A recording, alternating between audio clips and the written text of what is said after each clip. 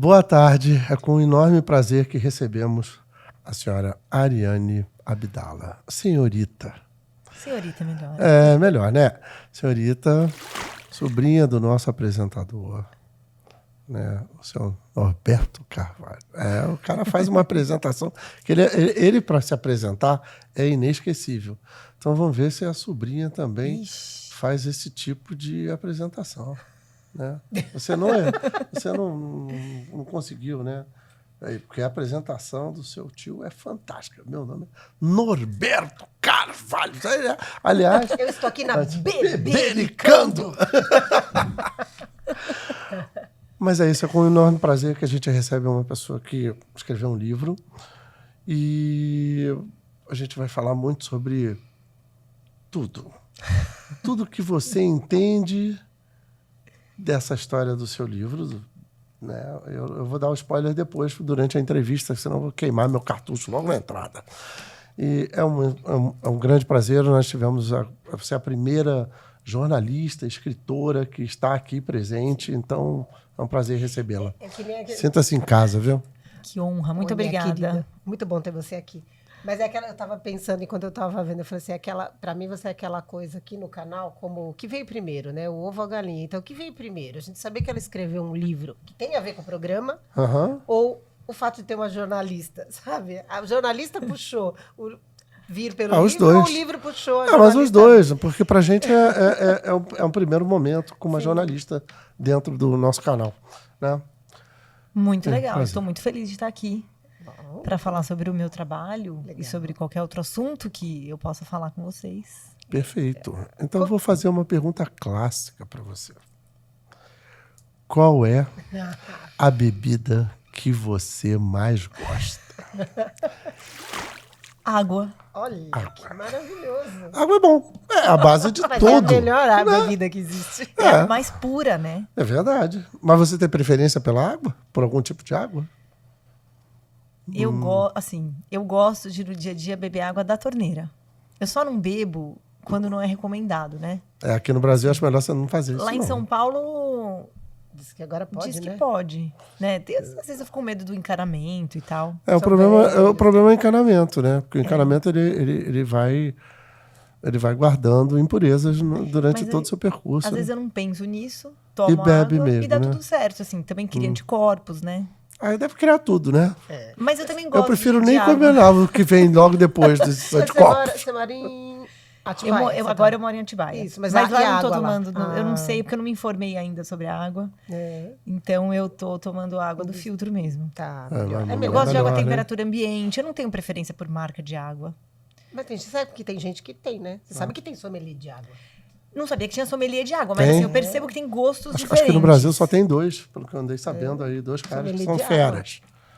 Mas eu percebo diferença. Eu fui para Foz do Iguaçu agora, a água é muito diferente. É mesmo? O pH é muito mais alto, eu percebi. Eu fiquei olhando o rótulo, eu vi. Dizem que o pH melhor, mais alto que 7 é melhor, mas eu também não tenho muitos o seu corpo ele vai se tornando ácido, né?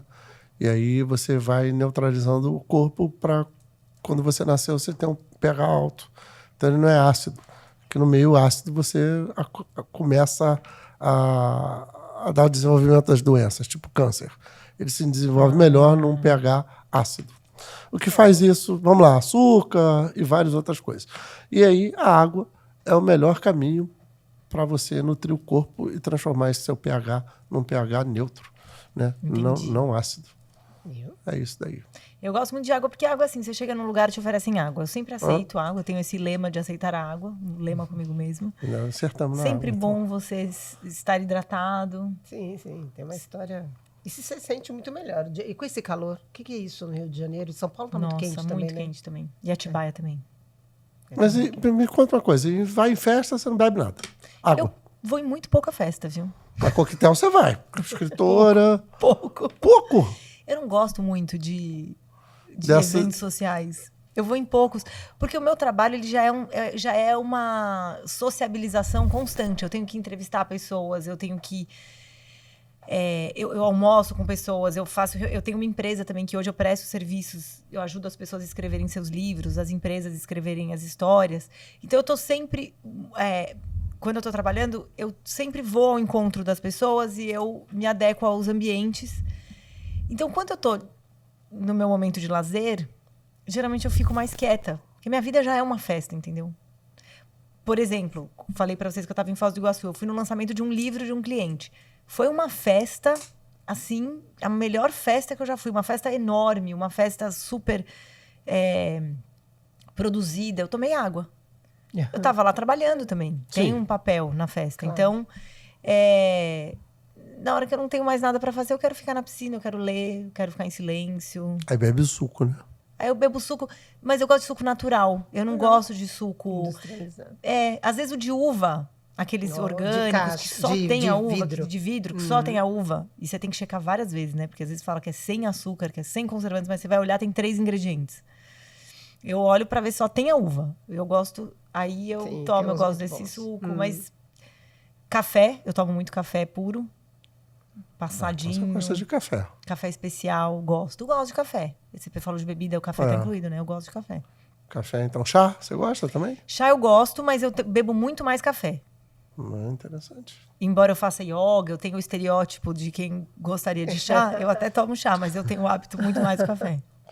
E quantos cafés você bebe por dia? Eu já sei que é alto. Tá vivo. Eu não conto, né? Isso faz parte. Os fantasmas se mexer divertem. assim? Claro. Vai ter edição? Não? Mas a você gente- pode se mexer. Pode se mexer à Eu vontade. fiquei com uma coceira na cabeça. Arruma, pode tirar e pôr de novo. Acho que eu tô com uns piolhos. E- Fala, mas quantos chá, cafés? então? Chá não muito. Café você gosta de expresso? Não gosto muito de expresso, mas eu Ela tomo. falou que ela gosta mais coado. Coadinho, Eu gosto né? mais coado e eu compro café especial. Ah, legal. De vários tipos. Eu até tenho um moedor de café, mas aí eu fico com um pouco de preguiça de moer sempre. Faço bem fraquinho, que dizem que é o... Se sentir mais. Você sentir mais o café. E o café menos torrado, porque senão ele tem Sim. muito queimado. Agora, quantos eu não conto. Eu fui tentar contar Vai agora há bebendo, pouco. né? Eu vou bebendo até não conseguir mais. Mas assim, eu faço uma jarra de 750 ml, que é uma que eu sempre faço naquela velhinha. Tem outras, mas eu só uso aquela. E aí aquilo vai de manhã. Eu faço outra. Ah, toma bastante. Eu tomo bastante. Você toma... Tem que ter cuidado, né? Eu saio andando com a xícara, eu levo a xícara no carro. Ah, é bem ai, que massa. Bem escritora, jornalista chique. Assim. Fico lendo com o café, fico anotando, sento para ler um livrinho com cafezinho. Vou grifando livro. Você nunca pensou em morar em Nova York? Não, porque eu amo o Brasil. Hoje é fantástico. Oh, legal. E Nova York é legal, é isso. Eu acho que a única coisa que eu me identifico, assim... Que eu me identifiquei quando eu fui a primeira vez foi isso, assim, de andar com café na rua, né? Que aqui no Brasil não é tão comum. Por isso que eu fiz a ligação. Mas eu gosto muito do Brasil, assim. E Nova York é muito barulhenta, né? Se for pra ficar numa cidade tão barulhenta, eu fico Fica em São Paulo, né? onde eu nasci, gosto. São Paulo. É verdade. Mas eu prefiro o silêncio. Eu sou muito agitada e eu achava que eu era uma pessoa mais do urbano. Sim. Mas já faz uns 20 anos que eu percebi que eu gosto mais do silêncio. campo. Eu gosto do campo, eu gosto do silêncio. Eu gosto de interagir com a cidade, eu gosto de trabalhar, eu gosto de entrevistar as pessoas, eu gosto de transitar. Sim. Mas eu não me sinto parte desse estilo de vida, entendeu? Assim, Legal. a minha vida pessoal, eu gosto de ficar ter um quieta, momento, né? escrevendo, de ter o meu momento. Pra mim, São Paulo é trabalho. Entendi. Muito bom.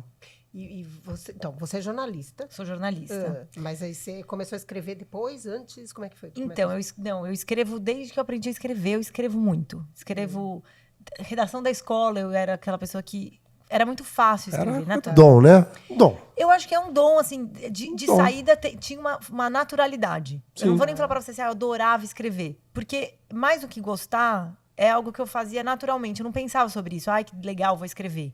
Eu só escrevia, era fácil. Nas redações da escola eu fazia fácil. Eu lembro que a professora achava legal, que era rápido, e saía a história, assim. Não tinha uma dificuldade. Não que sempre era ótimo, mas não era aquela coisa que você travo, não sei como escrever e tal. E com o tempo eu fui aprendendo... Não era penoso, né? Não Pra era uns é penoso. penoso, Tem gente que né? olha o título de uma redação e fica meia hora para entender o título e o que vai sair disso, né? Você não. Não, pra mim não. Você dá o tema e eu vou... Aí eu vou entender enquanto eu tô escrevendo, entendeu? E eu comecei a perceber que eu conseguia me entender melhor escrevendo. Então, quando eu era adolescente, assim, eu usava muito a escrita para me entender. Eu saía escrevendo, aí eu entendi o que eu queria, o que eu estava sentindo, o que eu queria escrever. Diário mesmo. Tipo diário.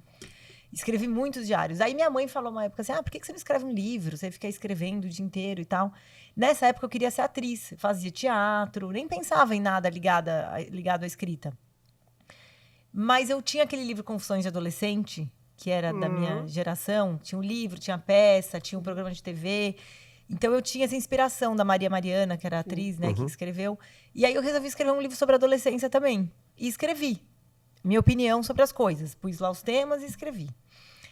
E aí eu concluí que eu deveria ouvir outras pessoas. Isso eu fui entender bem depois, assim, que eu achei interessante depois entender que isso era jornalismo e eu não sabia, entendeu? É legal. Porque para mim era assim, é só a minha opinião. Eu sou uma pessoa, uma adolescente, mas eu preciso de outras opiniões. Você primeiro traçou os temas. Primeiro tracei os temas. Veja, né? Aí eu escrevi um monte de perguntas e eu distribuí para as pessoas da minha escola.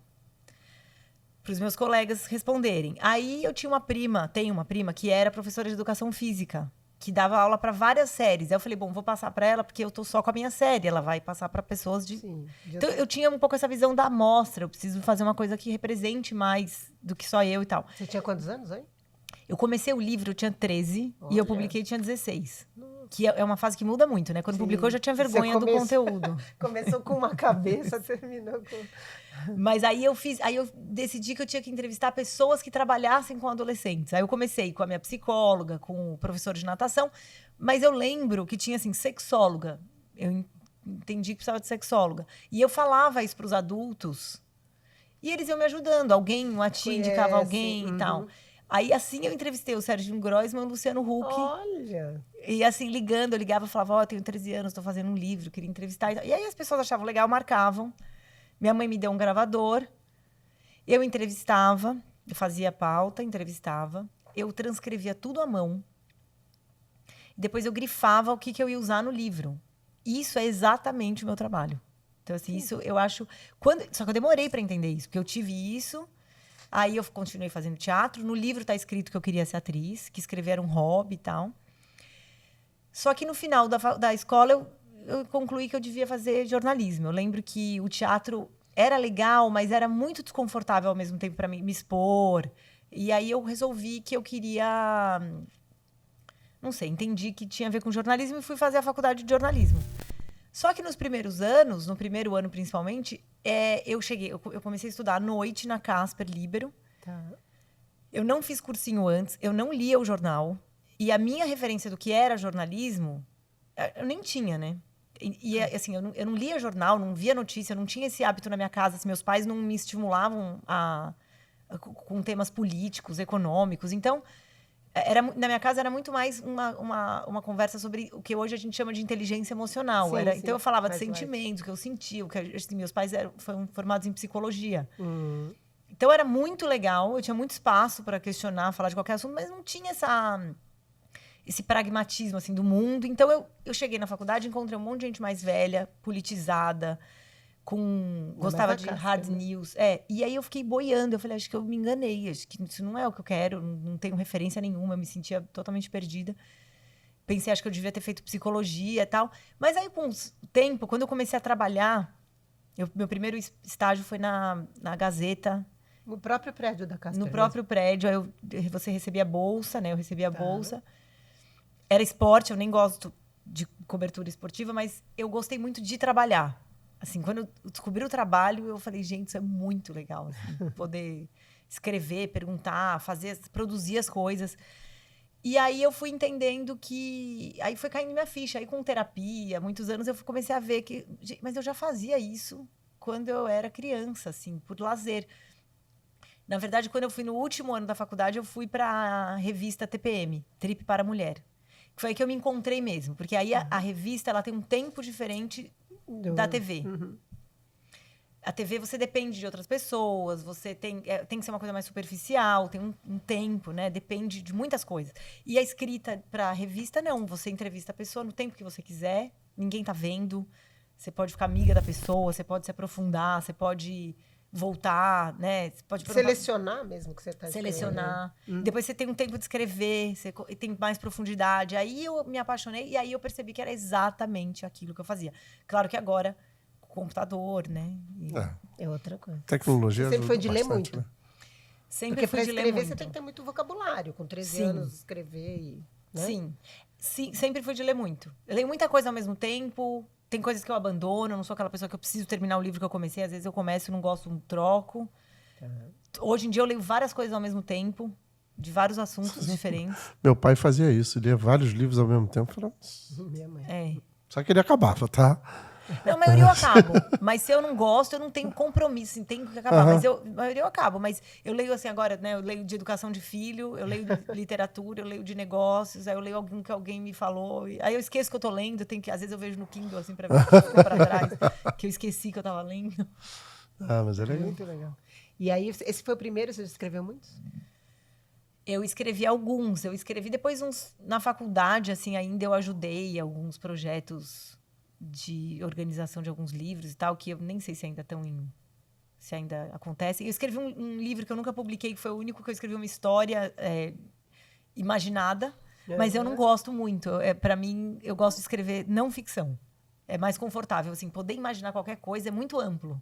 Então, aí, mais recentemente, como jornalista, eu comecei a... Eu escrevi meu primeiro livro que foi lançado, que é esse livro que temos aqui. Foi lançado em 2019. Este livro. Que é o livro sobre a história da De um Ambev. gole só. De um gole só. Da Ambev. Tem muito a ver, né, gente? Ambev, Por isso que eu bebericando. falei que o que veio primeiro. Lógico. Não, com certeza. Aí você partiu. Esse foi o que te deu uma... Esse foi, assim, o mais sério, digamos, porque foi para a Companhia das Letras, para o selo Portfólio Penguin, que é um dos selos, é o selo de negócios da Companhia das Letras. A Companhia das Letras me procurou em 2014. Eu estava, na época, negócios. Eu fui repórter de revista por 12 anos. Então, eu fiquei na Trip desde que eu entrei no último ano da faculdade. Fiquei por 8 anos na Trip. Aprendi muito. A minha grande escola é essa, assim. Então, eu entrevistava as pessoas sobre os mais variados assuntos. Eu escrevia para as outras revistas da editora, que eram aquelas revistas de empresa da Gol, Itaú, na época. A própria Ambev tinha uma revista. A Trip fazia essas revistas customizadas. E aí, depois eu fui para a Época Negócios, em 2012. Fiquei 4 anos. Aí aprendi muito sobre negócios. E estava lá quando a Companhia das Letras me procurou, falando, a gente está buscando novos autores. Você tem interesse em escrever livros? E aí, aquilo para mim foi maravilhoso, porque eu sempre gostei de escrever em profundidade, longo. Mesmo quando eu escrevia para as revistas, eu ficava, às vezes, mais de um dia entrevistando a pessoa. Eu fui desenvolvendo um jeito meu de fazer, porque eu achava que, assim, sentar uma hora com alguém e entrevistar é muito pouco. A pessoa vai falar o que ela calculou, o que ela pensou, o que ela acha e tal. Se você passa um dia com uma pessoa, uma hora ela vai se desarmar Alguma naturalmente. Coisa, e aí vem as notícias, vem as informações parte, né? Que você não conseguiria tirar da pessoa. Exatamente. E que não necessariamente você fala, a pessoa vai falar uma coisa que ela não queria ter falado. Não, mas você vai ver a verdade ali. E a pessoa também vai estar confiando em você mais para se apresentar e para relaxar. Então, isso é legal. Isso foi muito legal. Assim, quando eu entendi isso, eu comecei a fazer de um jeito, sempre que eu podia, eu fazia um jornalismo antropológico, assim. Deixa eu conviver com você um pouco e tal. E isso eu também fui construindo várias relações, né? E aí, quando a Companhia das Letras me procurou, eu fiquei muito animada. E me importava menos o tema e mais a ideia de me aprofundar num tema. Assim, vou ter um tema para eu me aprofundar por um tempo longo. E a gente passou 1 ano conversando, eu e os editores, assim, o que eu poderia fazer. Pensei em fazer um livro sobre um ator que eu tinha contato. A gente quase fez, aí depois ele desistiu e tal. Falei com um monte de empresários e tal. E aí a história da Ambev surgiu, assim. Meio... Um dia o editor falou, se você fizer a história da Ambev, contar a história da empresa. E para mim foi legal, porque eu falei, bom, uma história que está consolidada, né? Se a empresa acabasse hoje, já fez uma história. Sim. É uma história pioneira, polêmica, que... grande, assim, tá no dia a dia das pessoas, né? As marcas são muito populares. Então, assim, eu tinha uma ambição também que eu falei, bom, é um projeto grande, eu vou fazer. Mas eu não tinha nenhuma informação, eu nem bebia, né? Eu passei 18 anos sem beber, agora que eu tô, talvez, voltando a tomar um vinho e tal, mas... Tá vendo? A gente vai fazendo a entrevista, da água já está bebendo. No final... Quem sabe, né? Até o fim do programa. E vem cá, você nunca foi convidada para fazer algo fora que eu chamo das 4 linhas, da sua zona de conforto? Tipo, escrever uma peça, escrever uma novela, um filme, um curta. Ou você nunca teve essa... Nunca pediram para você? Pediram, não. Né? Mas já me sugeriram. Tinha um amigo que vivia falando que eu devia fazer roteiro de série, filme. Mas é outra coisa, né? Assim, eu teria que ter ido para desafio. Eu teria que... Então, mas aí você deixa de também... Eu estava focada, eu fiquei muito especialista no que eu faço. Sim. Eu faço há muito tempo a mesma coisa, mas não de um único jeito. Mas... Sim. Então, hoje eu me sinto muito confortável, no bom sentido que eu acho do conforto. Assim, eu entendo muito de livro. Então, eu me sinto muito à vontade para fazer livros, para falar de formatos, para saber o que funciona, o que não funciona, o impacto, o tamanho. E eu gosto de ter profundidade nisso. Se eu tivesse, talvez, me desviado, eu ia ser meio boa em livro, meio boa em roteiro, entendeu? Eu acho que eu gosto da especialidade. Eu entendo de um monte de coisa, assim, talvez eu conseguisse escrever um roteiro, mas eu prefiro... Quando eu tenho que fazer um roteiro, por exemplo, pela minha empresa, muitas vezes eu tenho que fazer um roteiro de um vídeo, algum cliente, assim, mas aí eu chamo um roteirista. Eu prefiro. Sim. Eu já escrevi tentei escrever peças, não ficaram boas. Eu tinha um amigo dramaturgo que me deu umas dicas, aí eu escrevi, mandei pra ele nunca comentou. E uma vez ele tinha dito que quando ele nunca comenta é porque ele não achou bom. Aí eu pensei, acho que... Não é pra mim. Não é pra mim, assim. E também não tinha um grande desejo de fazer isso acontecer. Como eu falei pra vocês, eu gosto de não ficção. Sim. Eu prefiro ter uma coisa concreta. Você prefere um case? Eu prefiro um case. Sim. Uma história de alguém. Porque eu me sinto muito criativa. No sentido, assim, sem que isso seja um autoelogio. Sim. Às vezes isso é angustiante, porque eu posso escrever qualquer coisa, né? Eu imagino assim, posso escrever qualquer coisa. É muita possibilidade. Eu não sei por onde começar. Como que eu vou fazer aquilo parecer verídico? Então, eu prefiro, e acho que por isso que eu sou jornalista, né? Para mim, assim, precisa parecer verídico. Eu tenho um rigor, eu não consigo fantasiar muito. Então, se você me dá uma história, assim como a da Ambev, que é uma história mais objetiva do mundo executivo de cerveja, eu vou conseguir ser criativa, mas dentro daquele ambiente, assim. Daí eu acho que eu contribuo mais. Eu acho que minha criatividade, a serviço de uma coisa mais pragmática, ela fica mais... Acho que eu tento fazer um texto legal, um texto gostoso, escrever uma história que entretenha qualquer pessoa. Você se sente mais realizada. E eu me sinto mais realizada, exatamente. É isso. E no caso do livro, você teve que fazer bastante pesquisa. Muita. Você teve abertura lá? Olha aqui, da Ambev eu tive abertura. Tá. Eu procurei eles 1 ano depois que eu já estava fazendo. Só que tudo é pesquisa. São as fontes que eu consultei. Aqui tem uma lista de alguns entrevistados. Tá. E você teve muita barreira ou foi legal? Você teve um...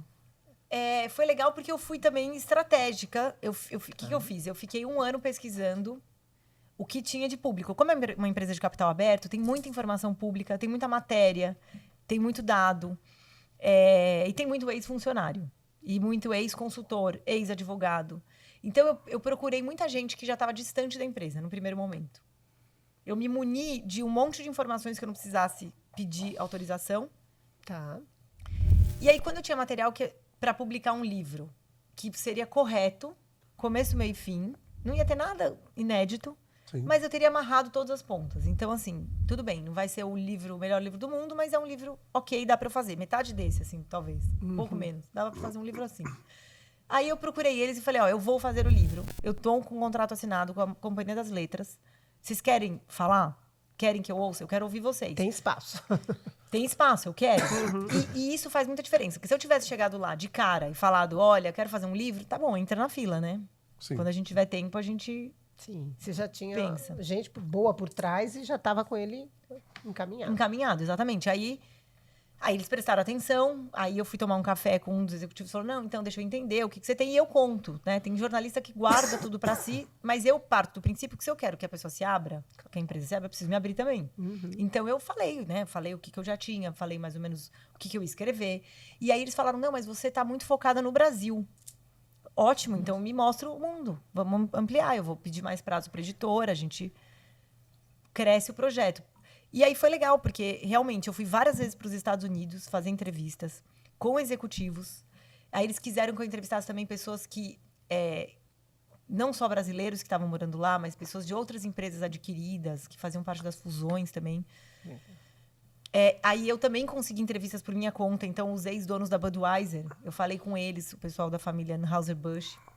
Foi uma coisa assim super inesperada. Um motorista de Uber me levou no contato. Você vai conseguir me responder uma coisa. O que tem dentro do Busch Gardens, em Tampa, que tinha lá uma... Tinha um monte de coisa.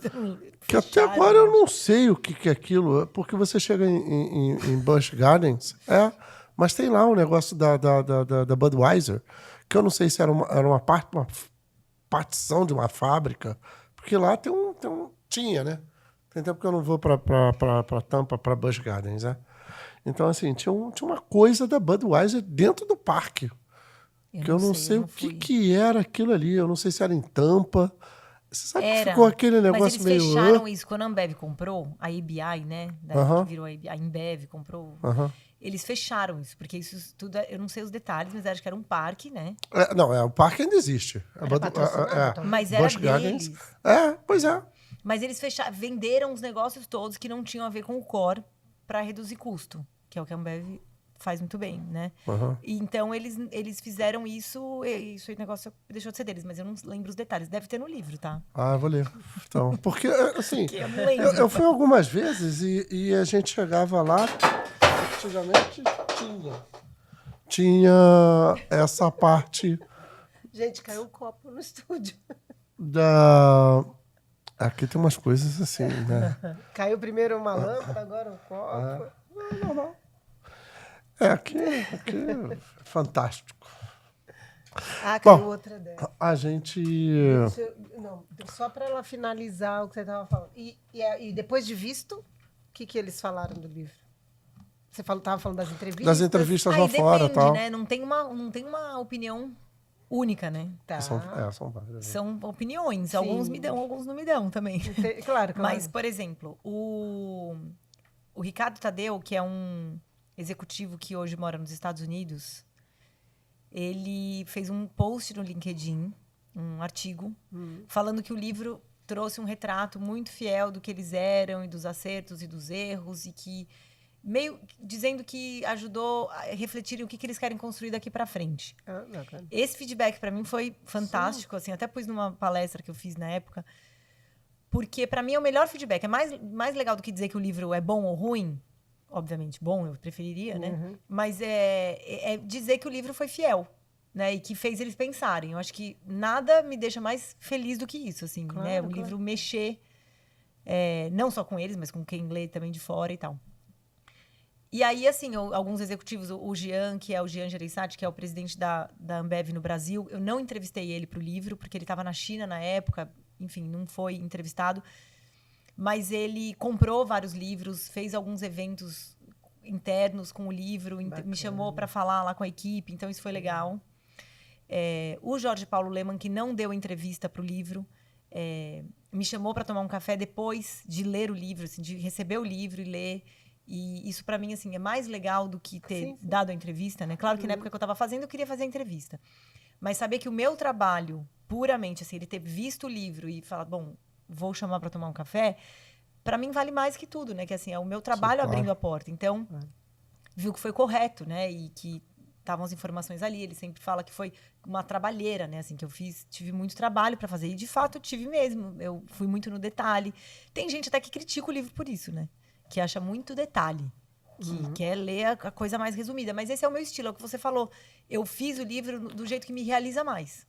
Conscientemente, sabendo que se eu quisesse vender que nem água, eu tinha que fazer metade desse tamanho em 10 lições. não é como eu gosto de fazer. Eu gosto de contar de um jeito que tenha muito detalhe e que cada um possa tirar as suas conclusões de quais são as lições. Mas é isso, assim, isso restringe um pouco também o alcance do livro, eu sei. Sim. Mas me realiza mais e é o que eu faço melhor. Eu trabalho, o resultado é esse. Te chamaram, olha os nomes que te chamaram já, depois do livro. Quantos nomes grandes do Brasil... o Jorge Paulo Lima é um cara... dispensa apresentação para o mundo de negócios, né? Então, assim, você já serve como referência para vários novos escritores, né? Quantos já não seguem sua linha na maneira de escrever e esse seu conceito? Acho que se bobear, você criou um estilo dentro do Brasil. Ou não? Não sei. Não sei te dizer Você dá isso. aula, não? Não dou aula. Mas dá palestra. Eu dou algumas palestras, mas aí muito mais sobre o que eu aprendi com a Ambev. Aí é o que não está no livro, né? No livro eu fui muito descritiva. Mas você percebe que quando você dá palestra é porque querem ouvir sua história? Sim. Então, você escreve história. O que eu tô fazendo, não é? assim, eu tô... Na minha empresa, que eu faço isso aí como prestação de serviço, então se alguém quer escrever, você quiser escrever a sua história e falar não tenho tempo, ou não sei escrever tão bem, quero ajuda, a gente vai te entrevistar, uma equipe de jornalistas tal, vai te entrevistar, vai pesquisar e vai te ajudar a escrever do seu jeito, com as suas palavras, a sua história e vai ter o seu nome. Isso é uma coisa que as pessoas às vezes têm preconceito com o ghostwriting, né, que chama. E eu acho muito nobre, porque do mesmo jeito que você contrata um advogado para fazer uma defesa, do mesmo jeito que você contrata um arquiteto para fazer sua casa, você contrata um ghostwriter para escrever. Para fazer suas redes sociais. Senão você tem uma história maravilhosa, às vezes você não consegue escrever da melhor forma, da forma que vai ficar mais atrativa. É diferente falar e escrever. Sim. E aí, com a minha empresa, que é o Ateliê de Conteúdo, a gente está agora criando... A gente tem um método que a gente aplica internamente e a gente está criando um curso, primeiro para formar as pessoas que trabalham com a gente, mas a ideia justamente é levar isso para mais gente, porque eu comecei a fazer o livro da Ambev ao mesmo tempo que eu criei a empresa. E aí eu tinha vários projetos e num primeiro momento era só eu. Então eu fatiei em etapas para eu conseguir me organizar, muito baseado na minha experiência em revista, como que ia ser minha organização, porque no jornalismo você não aprende muito essa parte do método, do processo, cada um tem o seu.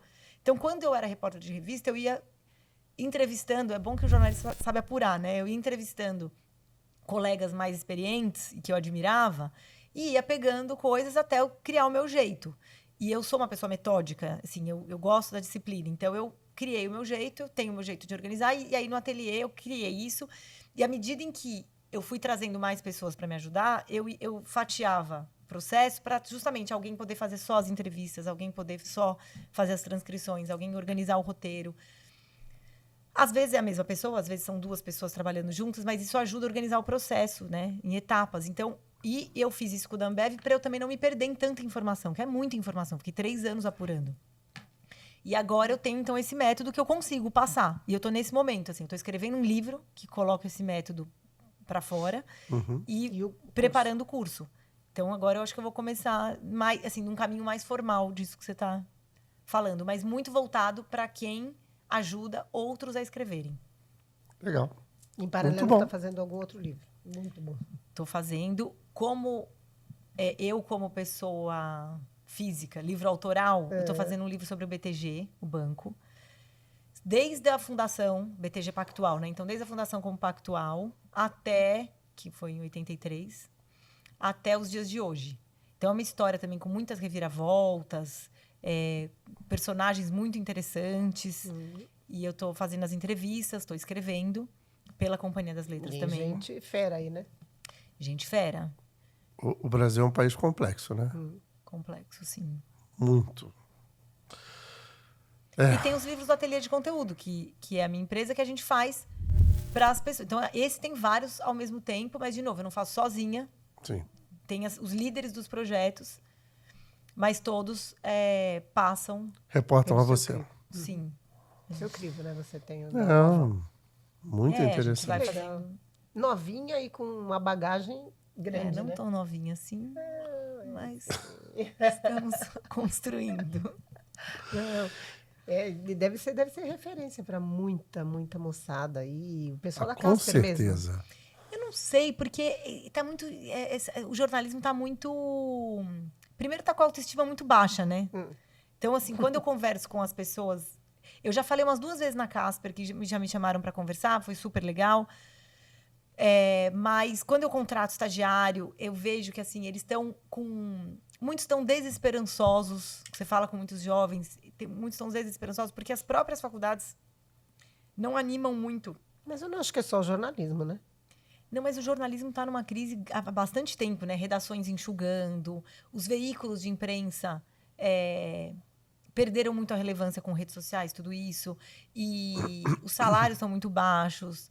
Tem uma mudança, claro, não é só o jornalismo, mas acho que tem uma transformação nesse setor que eu não sei o quanto esses jovens, assim, quais são as referências exatamente. Eu não tenho... Isso não é tão claro, tão organizado. As pessoas não me procuram para falar, nossa, você é uma referência. Isso não acontece. Então, mas assim, hoje já procuram muito ateliê. Tem bastante gente que procura o ateliê querendo trabalhar. Então, sendo justa, né? Assim, engraçado que eu não reflito muito sobre isso, mas você falando... Que acaba sendo mesmo. Então, eles estão procurando para estagiar ou trabalhar. Se eu pensar agora, assim, tem uma pessoa trabalhando com a gente dando super certo, uma pessoa que procurou, que queria mudar de carreira, que queria fazer uma coisa diferente. Tem muita gente que chega no ateliê... Até o final do programa você vai arrumar uma porção de gente aí. Acho ótimo. Sabe por quê? Estou sempre aberta. Porque é isso. Você vira referência quando você começa a despontar na sua carreira. Eu falo isso sobre... E assim, eu faço uma correlação esquisita quando a gente fala sobre o sucesso e a inveja. Ninguém inveja o desgraçado. Aí tá morto. Você só inveja o cara que é rico, o cara que teve sucesso. Aí vai do ator, ao artista, o músico, o economista, o atleta, o etc. E tal. Esse cara é o invejado. Porque o cara só olha para ele. Ele não tem crítica sobre uma pessoa que foi mal. Ele não é nem visualizado, gente. Tu vai ter inveja de quem? O cara tá todo quebrado lá, tá devendo Deus e o mundo. Que inveja você tem? Ele é tratado como coitado, né?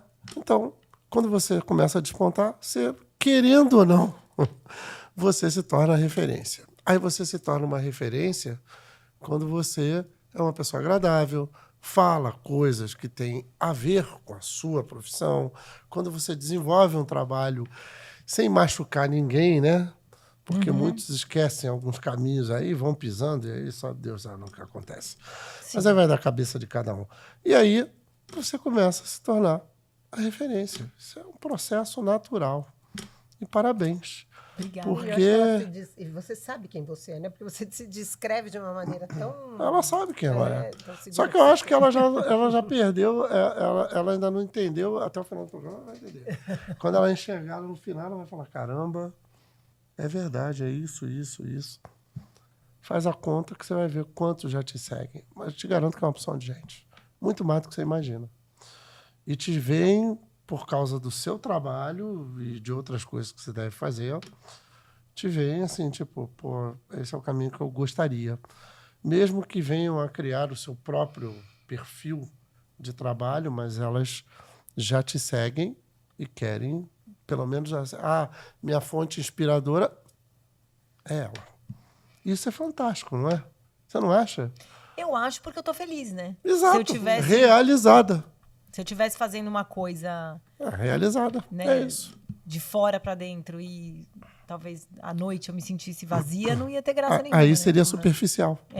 Aquela... Mas eu fiz as coisas, assim, você fala que eu sei quem eu sou, né? Assim, faço as coisas muito baseada no autoconhecimento. Para mim, isso sempre foi a base, até pela criação que eu tive, né, na minha casa, de falar, assim, eu sempre aprendi a refletir sobre mim mesma. Sempre teve um espaço também na sua casa sempre tive espaço para isso. E quando você fala que na adolescência você já começou a enxergar o que você queria, já dá para ver que você tinha uma busca mesmo, né? Sim. De autoconhecimento. Né? Tinha, e fazia terapia, e conversava. Eu sempre gostei de refletir sobre a vida, sobre as escolhas, sobre os porquês e tal. E eu acho que os meus pais tiveram uma importância, assim, a minha mãe principalmente nesse sentido, porque ela não tratava por exemplo, essa coisa de escrever. Ela tratava com naturalidade. Então ela não falava, por exemplo, que besteira, né? Ou, você vai escrever um livro que vai ser difícil e tal. E também ela não supervalorizava. Vai ser uma grande escritora. Ela viabilizava. Então, a minha mãe, ela é muito prática. Ela falava assim, por que você não escreve um livro? Para ela era meio que assim, o óbvio, você ficar escrevendo o dia inteiro, faz um livro. Minha mãe é muito realizadora, ela executa as coisas. Então, para ela o caminho natural era ter um produto daquilo. E aí eu fiz um livro, achava normal também. Eu lembro que na escola todo mundo achava muito divertido e tal. Eu ficava um pouco com vergonha e feliz, porque eu gostava de fazer. E aí, quando o livro ficou pronto, minha mãe diagramou o livro. Ela não era diagramadora, nada disso. Ela fez a capa, ela fez a revisão, porque ela era boa de português. E ela foi atrás de editora. Mas aí, as editoras, eu lembro que demoraram para responder. E ela falou assim, eu não vou mais ficar esperando as editoras. Eu vou na escola e vou ver se eles não querem patrocinar. E aí, ela negociou com o diretor da escola que ela ia pagar metade com meu pai e que a escola ia pagar metade. E teve um lançamento na Livraria da Vila. Olha. Que ela organizou. Tinha o convite do lançamento e tal. Então, ela meio me agenciou, assim, me empresariou, negociou com a distribuidora. Tudo isso como se fosse um caminho normal. Não tinha nada demais nisso, assim, só... Então, eu acho isso... Depois, quando eu pedi demissão para abrir a minha empresa, eu mandei uma mensagem para minha mãe falando assim, que eu agradecia muito porque ela me deu essa noção de que era possível. De que eu não precisava limitar os meus sonhos e nem me achar melhor do que ninguém por causa disso. Então, assim, sem perceber, ela me deu a atitude empreendedora, né? Que hoje é o primeiro princípio da minha empresa. Minha mãe é minha sócia, né? Porque ela, assim, me ajudou a empreender as coisas, né? A sair fazendo e depois eu organizo. Sim. E eu percebo que ela não tem a dimensão... Eu acho que ela não tem até hoje a dimensão do que isso significa, mas são aquelas coisas que eu poderia, talvez, ter tido medo, ter tido uma vaidade, né? Porque, às vezes, a vaidade te paralisa. Você fica, às vezes, se achando tanto que você não aguenta um não, você não aguenta um... Eu lembro que, quando eu estava fazendo esse livro, eu entrevistei várias pessoas, consegui, um monte de gente, mas tiveram pessoas que não quiseram me dar entrevista. Teve uma escritora que foi super seca comigo, falou, não vou dar entrevista e, por favor... coloque a fonte em tudo que você pegar do meu livro. Eu nem sabia o que era fonte, né? E eu fiquei meio desapontada. Eu estava acostumada as pessoas acharem legal. E fui falar para minha mãe, meio chorando, meio chateada. E minha mãe falou assim, assim mesmo. Um monte de gente vai falar não. E também não deu bola. Então, assim, essas coisas me marcaram. Assim, ela tratava tudo meio natural. Então, o não, para mim, hoje, assim, é 90% não, né? Eu tento entrevistar as pessoas... minha vida é correr atrás. Ontem eu fui falar com um jornalista, fui conhecer um jornalista que eu admiro para o trabalho que eu estou fazendo.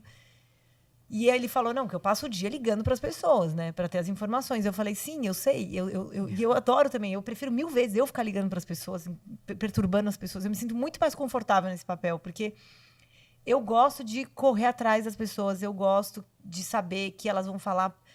sem ter uma agenda. Se alguém te procura para te dar uma notícia, você não sabe exatamente qual é a intenção. Se você está procurando, não tem intenção nenhuma. Então, essa resiliência de ficar buscando, de saber que as coisas vão dar errado, tudo começou ali, né? Então, eu acho que muito vem desse começo. Sim. Depois, assim, eu só não parei, não me contentei com um pouco, que eu acho que isso às vezes é uma coisa, né? Quando você tem um talento que você descobre, ou você tem uma facilidade, você tem um ambiente favorável, muitas vezes você se acomoda e se contenta com pouco. Ou com o que pode ser considerado pouco. Pouco é muito relativo. Mas eu acho que eu tenho uma ambição nesse sentido de que, já que tá bom, eu quero ótimo. Vou aproveitar que tá favorável e quero fazer mais. Acho que eu tenho que honrar essas oportunidades, essas facilidades. E aí vai ficando melhor, é a coisa do especialista, assim. Vai ficando mais legal, né? Com a prática. Com certeza. Apura, né? Já gostava, né? O dom já tinha. Adicionou a técnica, que é a faculdade, e ficou fácil. Né? É o famoso Romário. Eu treino porque preciso, porque o dom eu já tenho, né? Lembra do jogador? Lembro. Aí é destaque sempre, né? Quando você tem o dom, fica mais fácil. Me conta uma coisa. Você que foi para os Estados Unidos, você chegou a visitar algumas fábricas? Ou não? Só pessoas? Não, ou visitou fábricas? Visitei fábrica. Fui na Budweiser. Você chegou aí na Goose Island, em Chicago? Não. Não? Não. Porque agora é deles também, né? Eu li a história. Tem um livro até. Eu li, pesquisei muito, falo sobre ela no livro, mas não fui. Não, né? Eu fui para a Bélgica, eu fui na fábrica da Stella Artois. Oh, incrível, hein? Gostou? Adorei, muito legal. Não chegou a experimentar, fazer degustação? Não, e eles fizeram eles fizeram para mim umas cervejas feitas na hora. Aí, Bernardo, Luiz, olha isso. Meninos, olha. Norberto. Tudo que a gente queria. Isso aí você não conheceu, hein, Norberto?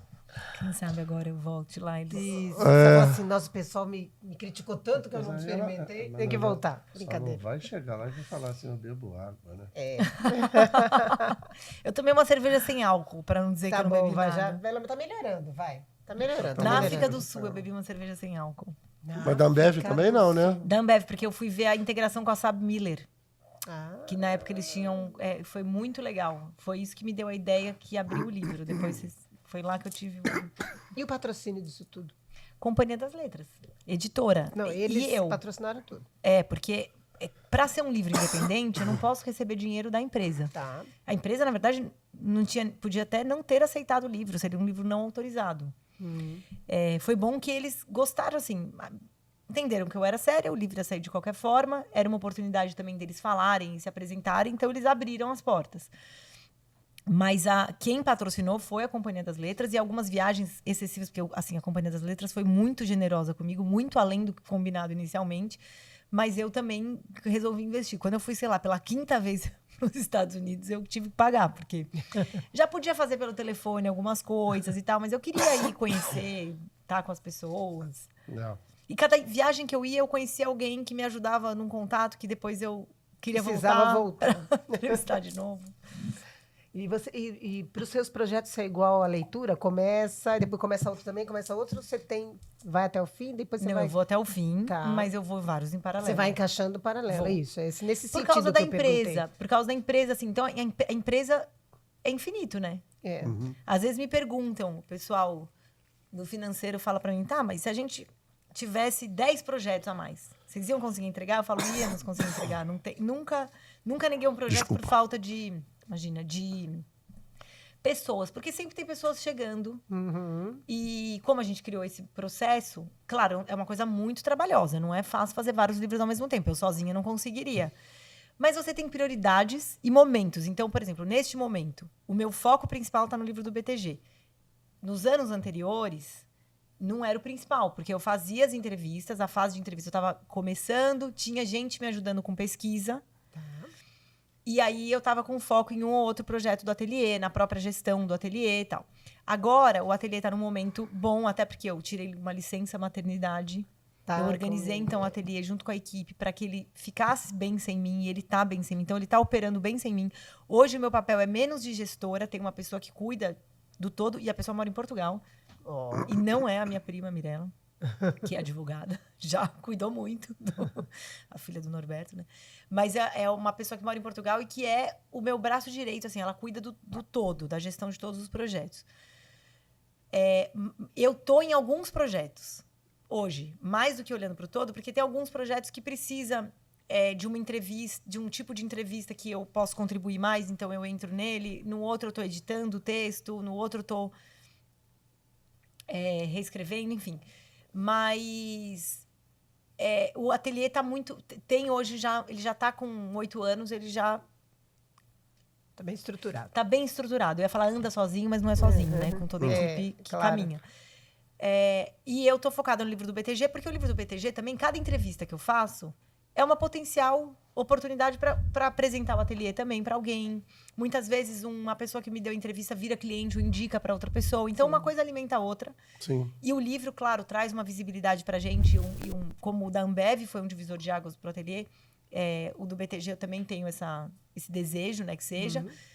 E eu tô também fazendo esse livro do Método, que é um livro que...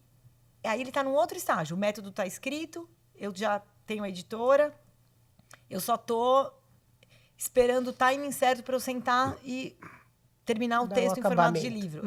Mas aí eu vou alternando. Então, o livro do BTG, eu estou fazendo entrevista e escrevendo. Vai ter um momento que eu vou dar uma parada, fazer esse em um mês, porque esse já foi feito ao longo de anos, mas devagar. Então, você vai dando os ritmos e os focos aonde precisa, né?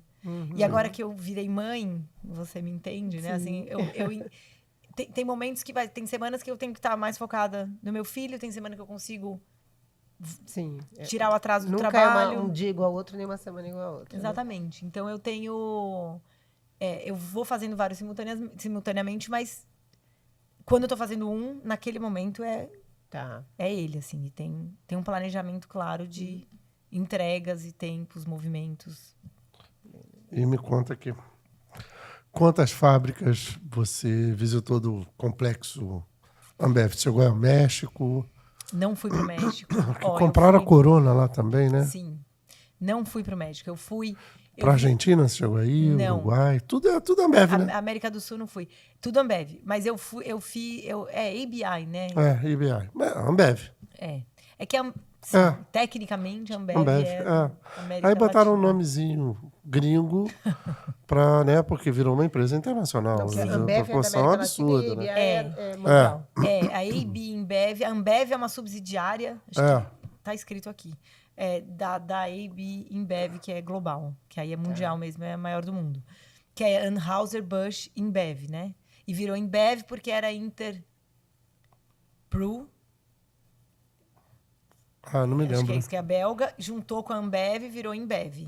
Primeiro foi isso. Aí depois elas compraram Anheuser-Busch, aí virou ABI. Eu visitei no Brasil, né? Eu visitei... No Brasil, gente, você tá me fazendo pergunta difícil, porque já faz tempo. Eu não sei quantas fábricas. Eu sei que eu visitei. Eu fui para os Estados Unidos, eu fui para St. Louis, fui para Nova York. Em St. Louis eu visitei a fábrica da Budweiser. E fui para Miami, mas aí para... St. Louis é meio esquisito, não é não? Você não achou meio estranho? Eu achei... Meio simples, né? E tá ficando perigosa. Tá como uma das cidades mais perigosas dos Estados Unidos. Me falaram que era perigoso quando eu tava lá mesmo. Tá uma das mais violentas.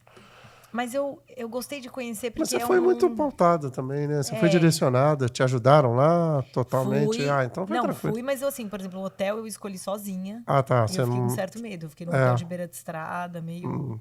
Que depois me falaram, lá tem drugs. Como falaram? Era drugs, guns. Eu falei, nossa... tem muitas gangues, é isso mesmo. Mas tudo bem. Mas eu fui acho que 2 ou 3 vezes pra lá. Porque aí, quando eu fui uma vez, eu conheci uma pessoa da Ambev, que me ajudou a entrevistar um ex-executivo que era americano. Eu queria ter a visão dele, porque ele já trabalhava na Budweiser, ficou mais uns 4 anos com os brasileiros e depois ele saiu. Então eu voltei pra entrevistar, chama Dave Peacock, tem até uma foto. Daí eu levei fotógrafo, fui me empolgando. Porque a notícia que eu tenho, né? A história que me contaram é que quando ela passou a ser uma empresa não mais americana, quando ela foi comprada, houve uma certa resistência dos bebedores da Budweiser. Eles fizeram tipo um boicote. Tinha um site, Save Budweiser, um monte de gente se pronunciou, o próprio Obama se pronunciou contra, assim, tá no meu livro, tudo isso. Mas eu perguntava para os Ubers, era aí que eu conseguia umas coisas, motoristas de táxi, Uber, eu ficava perguntando qual era a percepção deles. E, em geral, lógico que é uma amostra muito pequena, eles achavam tudo bem. Eu fiquei perguntando para um se o gosto da cerveja tinha mudado, que isso era uma coisa que falavam, que a cerveja ficou aguada. Acho que é a preocupação do pessoal. E ele falava que não tinha nada a ver, que tinha umas pessoas que tinham tido resistência, mas depois tinha passado e tal. Hoje em dia acho que já tá tudo normal. Muita gente nem sabe que nem foi lembra. Eles nem sabiam. E aí, teve um que me deu o telefone.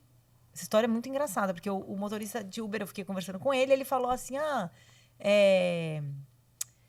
Você quer entrevistar um membro um cara que trabalhava para a família da Anheuser-Busch, você é próximo da família? Eu falei, claro, mas eu na minha cabeça pensei, se ele for próximo da família, ele não vai falar comigo. E se ele não for, eu não quero falar com ele. Mas claro, quero. Daí ele falou, eu vou ligar para ele. Ele me deixou no aeroporto e ligou. E falou, tô aqui com uma brasileira, tal, você topa falar com ela? Topo. E aí me falou que era o CEO de uma empresa de relações públicas. Eu procurei, vi que era mesmo, que tinha atendido. Peguei o telefone. Só que esse mesmo motorista de Uber falou que ele e um amigo, eles compravam sempre eles tinham combinado sempre ter uma pack que fala, né? De Budweiser. Um ia na casa do outro, eles sempre bebiam. Aí quando eu cheguei no Brasil, ele comentou isso. Eu comentando com uma amiga minha essa história, ela falou assim, liga pra esse... Você devia ter perguntado pro motorista de Uber se mudou o gosto e tal. E eu tinha perguntado, e ele falou que não. Mas você devia falar com o amigo dele, que faz isso com ele e tal. E eu anotei o telefone do rapaz que ele me passou o telefone, mas eu pensei assim, quando eu chegar no capítulo da Budweiser, eu ligo, porque eu já tinha apurado muito. Eu falei, não vou ficar ligando antes. E as chances são pequenas, não vai me falar nada. Aí eu liguei, passou 2 semanas que eu tinha voltado. Eu procurei fingi que eu esqueci uma coisa no Uber pra conseguir me conectar com ele lá. E aí me conectei. Aí ele atendeu, chamava Bob. Aí ele atendeu, eu falei, Bob, aqui é a Ariane, do Brasil. Lembra? Lembro. Você ligou pro seu contato? É. Eu falei, não, eu vou ligar quando chegar o capítulo. Aí ele falou assim, você não quer ter uma história quente? Você não quer insights sobre... Começou a brigar comigo. Você não quer insights sobre a história? Eu te dei o telefone de uma pessoa, um telefone quente, você não vai ligar? Aí eu falei assim, não, tudo bem, eu vou ligar. Mas eu queria saber do seu amigo. Eu já te falei que o gosto da cerveja não mudou, não tem nada a ver o meu amigo. Liga pra ele e tal. Aí eu desliguei e falei, nossa. Tomei uma dura. Liguei, ele não atendeu. Aí eu mandei uma mensagem de texto, ele falou, me manda um e-mail me explicando. Eu mandei um e-mail explicando o que era a editora, o que era eu, o que era o projeto e tal. Aí ele me manda um e-mail de volta dizendo assim, olha, eu falei com Adolphus Busch Forth, quarto, né? Eles são todos... ele vai falar com você, o telefone dele é tal. E era o tio. E eu tinha lido um livro que contava da aquisição. E esse tio era o único que tinha ficado do lado da Ambev. Ele tinha, acho que, 5%, eu não lembro. Mas era uma porcentagem pequena. Mas ele ficou do lado da Ambev. Eu liguei pra ele. Oi, Adolfo. Tá? Oi, eu vou falar. Posso gravar? Pode. Aí eu gravei, perguntei algumas coisas. Ele falou tudo assim. Aí eu falei, se eu for pra aí, você fala mais? Falo. Pode vir. Aí eu falei, tá bom, então eu vou. Esse você visitou em Nova York? Então, ele falou assim, eu tô morando em St. Louis. Tá bom. Morando em St. Louis, tá? Então eu vou pra St. Louis. Sei que você tivesse ido pros Hamptons. Não. Aí eu liguei. Quarto, você fala assim, Nova York, vou morar nos Hamptons. Não, mas olha o que ele fez. Ele falou assim, vai, então me deu o endereço, tá bom. Era pra dali a 2 meses, né? Aí eu comprei a passagem, né? Uma pessoa... Assim, de econômica, conversei com a editora, tal. Quando faltava uma semana, eu mandei uma mensagem, um e-mail pra ele, falando, tudo certo, né? Tô indo na semana que vem. Ele falou assim, tudo certo, só que eu mudei. Eu tô morando em Marathon. Então você chega em Miami, pega um carro, dirige 2 horas e chega. Eu achei um absurdo, assim. Eu falei, gente, você acha que eu tenho um avião? Vou pegar o meu avião, né? Aí eu achei um absurdo e demorei pra responder, porque eu fiquei pensando o que eu ia fazer. Aí ele mandou outro e-mail, e aí? Você vai vir? Eu falei, olha, não é assim, né? Eu tenho que pensar o que eu vou fazer agora. Daí eu fiquei pensando e falei, bom, eu vou, né? Eu olhei a passagem, era tipo mais R$2.000. Falei, bom, eu vou pra... Quem vai pra St. Louis vai pra Miami, eu vou pra Miami. Aí eu, tá bom, vou. Aí eu comprei a passagem pra Miami e aí eu falei, vou arrumar um fotógrafo que também dirija. E arrumei um fotógrafo brasileiro que topou ir dirigindo. Marathon Costa Leste é Golfo do México, não é? Tenho a menor ideia disso aí. Eu não me O lembro que eu sei Marathon. assim, ó, sabe aquelas pontezinhas? É ali. É indo pra Key West. Isso aí. Tá. O Golfo do México, né? Eu falei, porra, eu conheço esse lugar. Uma viagem maravilhosa, que eu nem sabia onde eu tava indo. E aí eu fui com um fotógrafo que amava David Bowie. E a gente só falava de David Bowie e de Ambev, o caminho inteiro. A gente ouvia David Bowie, ele falava tudo sobre a vida do David Bowie, e aí quando ele parava, eu falava tudo sobre a Ambev. E eu falei, gente, a gente parece... 2 loucos que não tem outro assunto, mas a gente é obcecado. Aí a gente parou pra comer, a gente só falava dos 2 assuntos. Foi maravilhoso. Aí a gente chegou, entrevistou o Adolphus, que tava lá com uma... Tinha uma outra cerveja, acho que era Estela, que tava lá na casa dele. Foi super engraçado, porque era diferente. Tiramos fotos, tá tudo no livro. Sim. Quando eu tava indo embora, era um sábado à noite, eu falei, e o August? Você tem notícias? O August era sobrinho dele, era o presidente quando foi comprada. E era uma pessoa super polêmica, que ninguém tinha acesso, tinha uns livros contando a história da família, era muito polêmico. Ele tinha sido preso, sabe? Assim, eram coisas meio pesadas. Aí ele falou assim, eu não tenho contato com o August, mas ele mora em Key West. Eu te dou as direções. De Miami pra Key West são 4 horas, se eu não me engano. Não, eu já tava em Mara. Você já tava do lado, né? Aí eu olhei pro fotógrafo, o fotógrafo falou, bom, tô aqui pra isso, né? Vambora, né? Aí a gente foi. Só que ele não sabia a casa. O fotógrafo falou, se for escutando, vamos. Eu vou. Aí a gente chegou. Parou o carro, tava tendo aqueles desfiles, sabe? Que eles têm. Então. Aí a gente ficou andando pela cidade perguntando, porque a gente pegou mais ou menos as direções, que ele falou que não falava com o sobrinho antes. Cidade bêbado, né? Batendo na porta. Tanto bêbado também que o Oeste. Não, e assim, as foi casas, batendo de porta em porta, perguntando, você conhece algo? Não sei. Aí uma pessoa na rua, passeando o cachorro, falou, é pra lá. A gente foi, bateu. Aí uma senhora abriu a porta e falou, é a casa da frente. Aí eu tirei uma foto que tá no livro, bati na porta, aí ele veio. E a primeira frase que eu falei assim, I came from Brazil to speak to you. Tipo, o cara deve ter achado que eu era louca, né? Assim, veio do Brasil falar comigo por quê, né? E era, assim, não era exatamente isso. E aí eu pedi para entrevistá-lo e tal, mas ele falou que ia pensar, que ele estava fazendo o próprio livro, não sei o quê. Aí chamou a mulher, que eu acho que foi um jeito gentil também, que a mulher logo mandou a gente embora. E eu esperando ser convidada para entrar, né? Sábado, 8h, mas não fui. E aí o fotógrafo falou, é assim sua vida sempre? Eu falei, não é exatamente assim, mas... Mais ou menos. Mais ou menos, eu vi na cara e na coragem, né? Mas assim, quando, né, que eu imaginava não, isso? Olha o tamanho, olha a bagagem, né? Foi muito divertido, assim. E eu acho que bagagem deu coragem para um monte de coisa, né? Deu. Que veio depois. Isso é bem típico brasileiro, coisa, né? É bem típico brasileiro. Pica-pau que se cuide, viu? Que o pessoal tem uma cara de pau. E eu acho que essa história só poderia ser feita por brasileiros. Porque eles são, assim, fazem umas jogadas que você fala assim, por que eles estão arrumando essa confusão? E eles vão e vão. Eu acho que isso é bem brasileiro. E deixa eu te fazer uma pergunta. Na construção da sua pesquisa, que se tornou um livro, né? Quantos lugares que você visitou no mundo? Eu já sei que você esteve na Bélgica, já sei que você esteve nos Estados Unidos. Na África do Sul também foi por causa do livro? Foi. Na Bélgica eu fui para 2 cidades. Na Europa, além da Bélgica.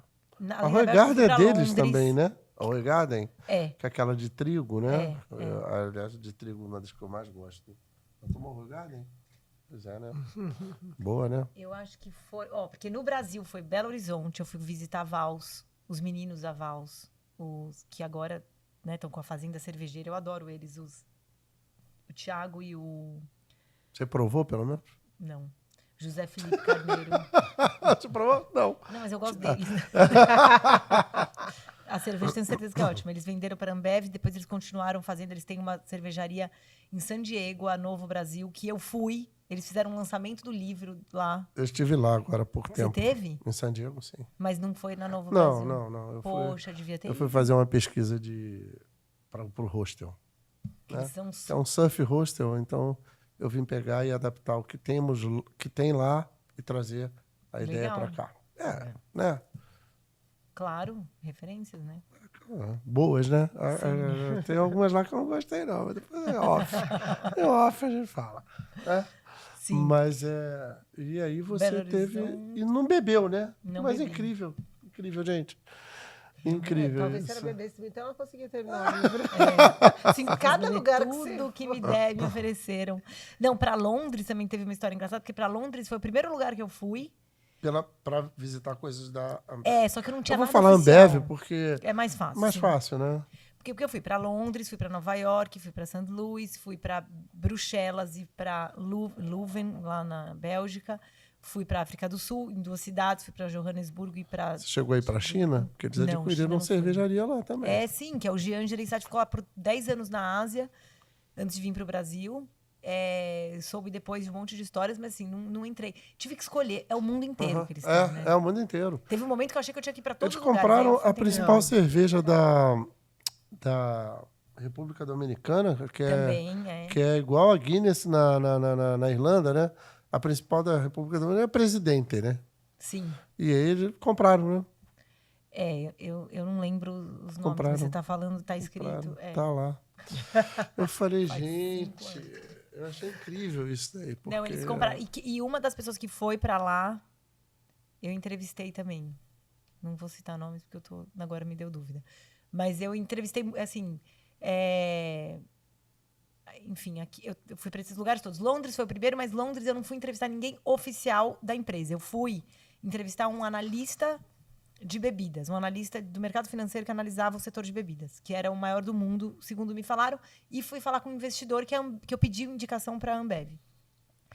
Aí, a primeira entrevista era com esse investidor. Não, era com o analista. Eu marquei diretamente com ele por e-mail, vários tempos antes.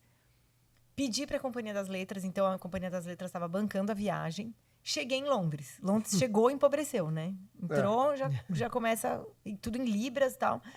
E aí eu saí andando pela cidade no primeiro dia, falei, eu vou ver, porque a Sabra Miller tinha lá a sede, mas assim, eu tentei falar com alguém, só que eu tentei do meu jeito brasileiro, sem ter nada marcado, não deixaram, até porque eu já tava mudando. E o pessoal, os ingleses são mais chatos, né? São mais fechados, são né? Totalmente. Mais rigorosos. Aí mas foi legal porque assim, eu vi o centro, eu quis sentir um pouco assim, né, do centro comercial como era, o centro lá financeiro, ver onde era a sede, entender um pouco a dinâmica. E aí tinha entrevista, que era a minha única entrevista antes de eu ir para a Bélgica. Eu não confirmei nada. Era com inglês, né? Eu pensei que não tinha nenhuma chance de dar errado. Aí eu cheguei.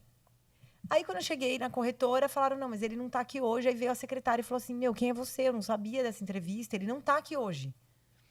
Aí eu falei, e agora? Ele fez uma operação, uma cirurgia, ele tá em casa. Aí eu fiquei muito triste. Eu mandei um e-mail para ele falando, olha, eu vim aqui para te encontrar e você não tava. E agora, né? Eu tô indo pra Bélgica.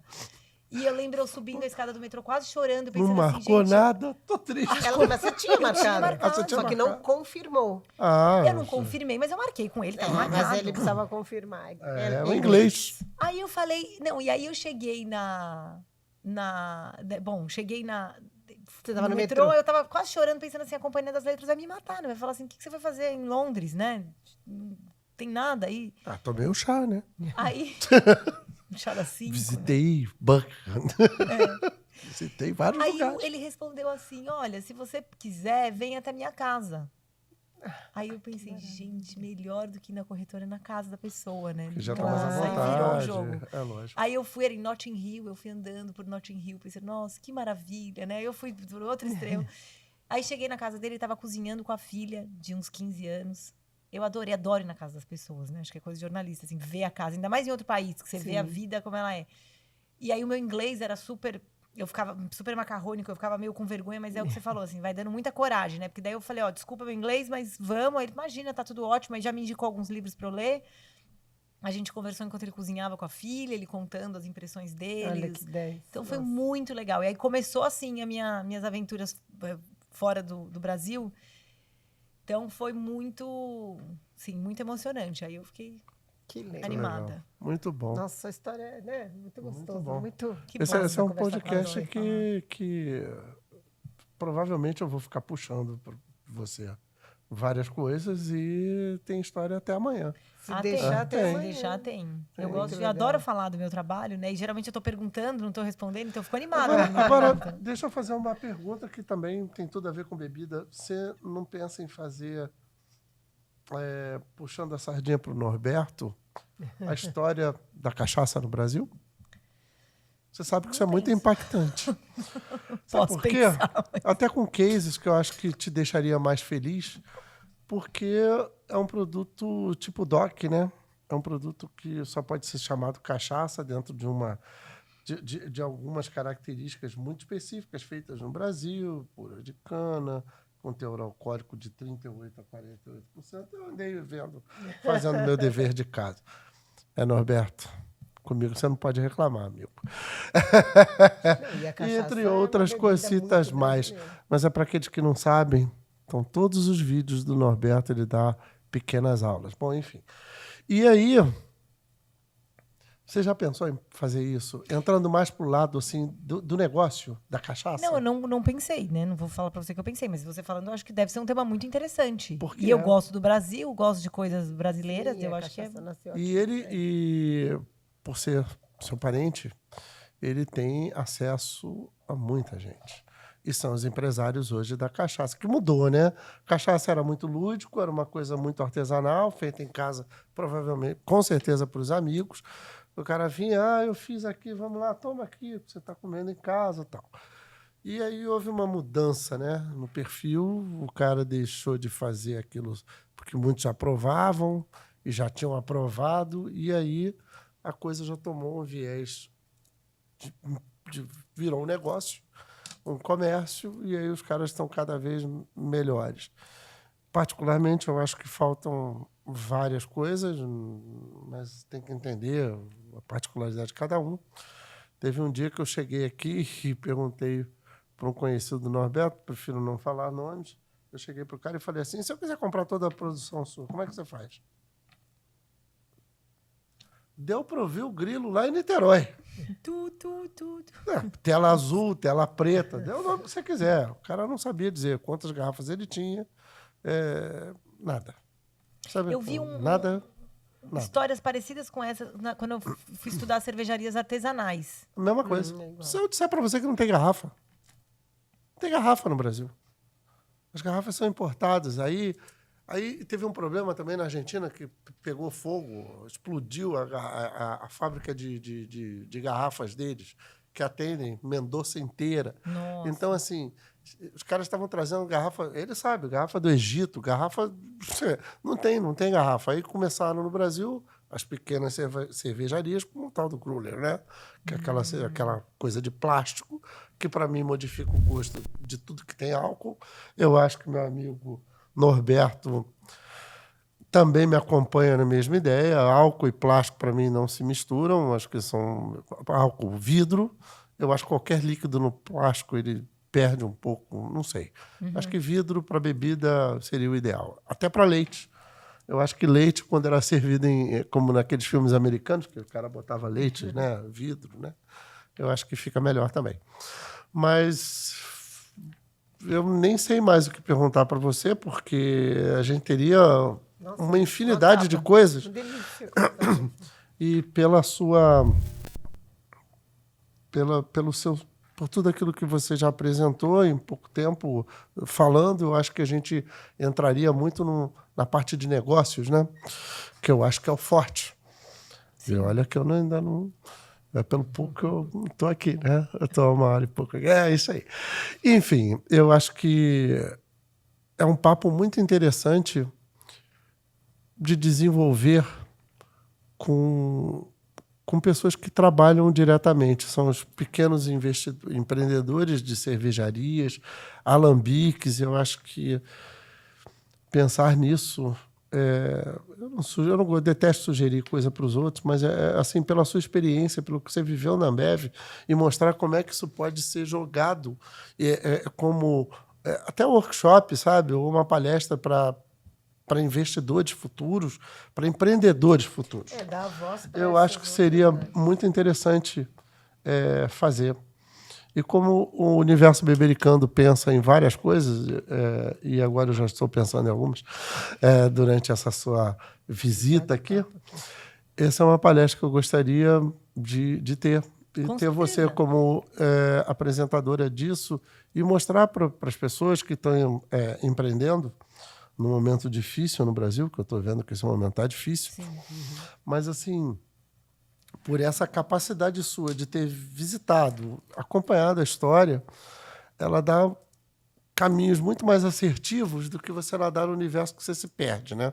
Sim. E isso é muito importante hoje para os empreendedores no Brasil. Sim, já tem uma bagagem. E aí você não se restringe só à cachaça, você não se restringe somente à cerveja, você tem outras bebidas feitas no Brasil, tem gin feito no Brasil, tem uísque feito no Brasil... você tem uma infinidade de bebidas que as pessoas, às vezes, começam, mas... Fora os vinhos, né? Ah, vinho, então, nem se fala. E... incrível. Parabéns. Legal. Muito bom. Você quer deixar um recado da sua empresa? Por favor. Por favor. Você quer falar qualquer coisa, fale o que você da sua quiser. empresa, porque sabe? Eu, particularmente, gostei bastante. Muito. Que bom. Eu acho que sua voz é uma voz que ecoa. Tem que ser ouvida. Como jornalista. Eu adoro case. Eu dificilmente eu leio livros que não me ensinam alguma coisa, sabe? E que eu trago. Eu leio muito bibliografia de coisas, de pessoas, né? Biografias e tal, e coisas que me ensinam. Eu não sou muito chegado a romances e tal. Eu gosto muito de livro histórico que contem fatos, enfim, que eu aprenda, né? E que eu possa trazer para a minha realidade, porque eu entendi na vida que o momento de um que foi vivido há 5 séculos atrás, hoje é uma releitura e daí você já aprendeu alguma coisa aqui e por que permanecer errando aqui? Né? Então, isso que você faz é fantástico. Você acumulou experiências e continua acumulando, você está viva. E parabéns por você poder trazer essas informações e virar um ícone. Desculpa, se você ainda não se vê assim, mas já é uma referência para os jornalistas futuros. Parabéns mais uma vez e muito obrigado por estar aqui com a gente. Ana? Muito obrigada. Eu queria mesmo que ela aproveitasse. Por favor. Olha, o que eu... Falar eu sou você a favor... Eu prefiro falar para vocês. Tá ótimo. Eu sou muito a favor que as pessoas contem as suas histórias do seu jeito, né? E claro que aí, assim, contem com o ateliê de conteúdo, se vocês não sabem contar as suas histórias ou vocês querem ajuda. Mas contar a própria história, começar pra gente mesmo, né? Isso que você falou, de novo, citando, né? Da minha autopercepção. Às vezes a gente tem uma história... Todo mundo tem. De perto, todo mundo tem uma história incrível. Sim. Todo mundo tem uma história para contar. E às vezes a gente não sabe se apresentar. Ou a gente não sabe o que contar em determinado ambiente. Que recorte dar. Quem é a audiência? Seja uma reunião, seja um almoço, seja... Eu acho que a gente pensa pouco sobre isso. As pessoas não são muito preparadas para isso. Sim. Mas isso é tão importante. Ela contribui nas relações. Com outras pessoas. A sua própria história, ela contribui. Às vezes você vai num lugar, você vai ter 5 minutos para você falar. Não é sobre você. Então, assim, qual é o seu papel no todo? Como é que você se explica ali? Porque às vezes você vai falar uma coisa... Tem um exemplo. Uma vez eu fui com um amigo do mercado financeiro num boteco durante a apuração da Ambev. Eu estava aqui no Rio, eu queria ir num bar. Esse meu amigo trabalhava no mercado. Eu falei, vamos comigo? A gente vai... Você vai ver e tal, e você vai lá me acompanhar. Ele foi comigo e ele chegou lá, bem um Faria Limer, né? Se fosse em São Paulo. Sentou lá no boteco comigo, eu fiquei conversando com a gerente, uma conversa bem informal. E aí, em determinado momento, ela falou assim pra ele, e você faz o quê? Aí ele falou assim, eu opero ações. Aí, acabou, né, a conversa. Aí, na hora de ir embora, ele falou assim, bom, já deu 5 horas, eu preciso ir fechar o mercado. Aí eu falei, bom, vamos embora. Daí eu falei pra ele, você sabe que ela achou que você era médico e você tem um mercadinho, né? Porque ela não entendeu nada, que você opera ações e vou fechar o mercado. Então, assim, nem passa na cabeça dele, assim, com quem eu tô falando, em que ambiente, né? Como é que você explica o que você faz? Então, eu achei um exemplo engraçado, mas assim, pra mim é totalmente desconectado do contexto. E a gente faz isso o tempo inteiro, sem perceber que a gente tá fazendo isso. Sim. Então... Eu estou preparando uma palestra sobre isso e que me deixaram um tema livre da comunicação e eu pensei isso, assim, a importância da gente contar a própria história. E aí, uma vez que você aprende a contar a sua própria história, você aprende a perguntar, você aprende a entender, exatamente. Você aprende a... E isso é muito importante, você assim, aprende a ouvir. Tudo. E aprende a ouvir. No caso, então, ler, esse é o meu recado. Ouvir e ler. Muito bom. Não sei por onde começar, procure o ateliê de conteúdo nas redes sociais. Muito bom. Foi muito gostoso ter você aqui. Foi, né, uma coisa... Muito obrigado. Para mim também foi muito gostoso. Obrigada pela oportunidade. Foi maravilhoso. A água estava boa? A gente conversar é o que eu mais gosto. A água estava maravilhosa. Bebi tudo. Deixei até um pouquinho pro final. Muito bom, minha querida. Mais uma vez, muitíssimo obrigado, viu? Adorei. E mais um Bebericando. Mais um Bebericando. Inscrevam-se no canal. E teremos mais pessoas com essa mesma pegada, pessoas que têm a informar, a produzir um conteúdo de qualidade, que contribuem para o desenvolvimento, não só daqueles que querem saber a origem, a história, porque aqui a gente aprende história também, a gente aprende casos, enfim, e no final são bastante interessantes para aqueles que gostam de histórias e que querem ter um pouco mais de conhecimento. Não é só levantar o copo e brindar, é conhecer aquilo que está bebendo.